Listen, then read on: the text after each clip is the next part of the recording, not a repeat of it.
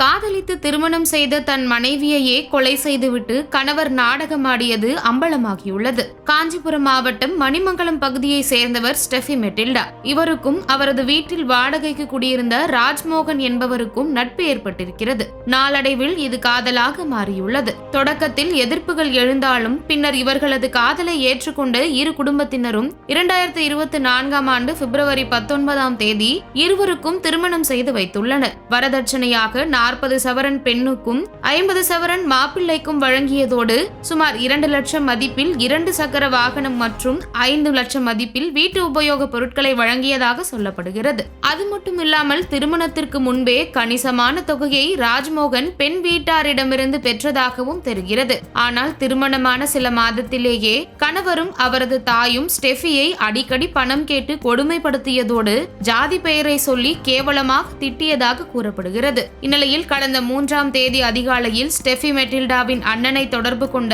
ராஜ்மோகனின் தம்பி உடனே வீட்டிற்கு வருமாறு கூறி தொலைபேசியை துண்டித்துள்ளார். அவர் வீட்டிற்கு சென்றபோது மெட்டில்டா மயங்கி கிடந்துள்ளார். இதனைத் தொடர்ந்து தனியார் மருத்துவமனைக்கு மெட்டில்டாவை அழைத்துச் சென்றபோது அவர் ஏற்கனவே இறந்துவிட்டதாக மருத்துவர்கள் கூறியுள்ளனர். இதுகுறித்து மணிமங்கலம் காவல் நிலையத்தில் வழக்கு பதிவு செய்து விசாரணை மேற்கொண்ட நிலையில் ஸ்டெஃபியின் இறப்பில் மர்மம் இருப்பதாக அவரது குடும்பத்தினர் குற்றம் சாட்டியுள்ளனர். இதனிடையே ஸ்டெஃபி மெட்டில்டா இறப்பதற்கு 2 நாட்கள் முன்பு பேசிய ஆடியோக்கள் வெளியாகி அதிர்ச்சியை ஏற்படுத்தியுள்ளது.